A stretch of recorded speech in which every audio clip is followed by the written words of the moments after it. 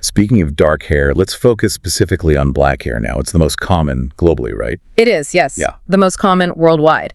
But despite being common, it holds really deep symbolic meaning in many cultures. Like what kinds of meanings? Well, in East Asia, for example, black hair is traditionally seen as a sign of youth, but also longevity and wisdom. It represents these enduring qualities. That's quite profound. And scientifically, does that high concentration of eumelanin give black hair any particular strengths?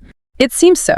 People with black hair generally have the highest eumelanin levels, and this often translates to hair that's thicker, stronger, and actually less prone to going gray early compared to lighter hair colors. So even though it's common, it comes with its own set of sort of hidden strengths. Definitely. It's quite resilient. Okay, now for the truly exceptional end of the spectrum.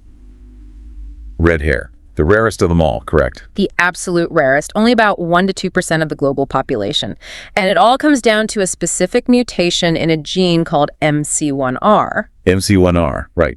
That controls melanin production. Exactly. It messes with the balance, leading to much more pheomelanin, the red pigment. It's a very specific genetic quirk. And this is where it gets really wild with redheads, biologically speaking. Yeah. The sources mentioned vitamin D, like a superpower. It really is kind of a superpower. Redheads are naturally more efficient at producing their own vitamin D from sunlight. Wow. Think about places with less sun, like Scotland or Ireland, where red hair is more common.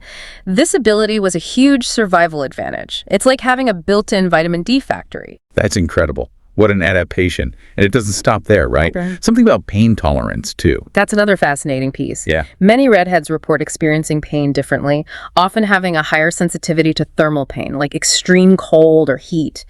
And some studies suggest differences in how they respond to anesthesia, similar to blondes, but distinct. So their whole system is wired a bit differently. It appears so. It really shows how deep these genetic traits run. And historically, red hair has had this really complex, almost contradictory reputation. Yeah, the sources mentioned being accused of witchcraft in the Middle Ages. Yeah. Which is terrifying. Absolutely terrifying. But then in other times or cultures, red hair was seen as fiery, strong-willed, a sign of passion, a real duality. So if you're a redhead, it's not just a hair color. It's like a genuine genetic superpower with this incredibly dramatic backstory. Couldn't have said it better myself. It's truly unique. All right, finally, let's touch on gray and white hair. Yeah. We tend to just see it as, getting older, but there's more going on. There is.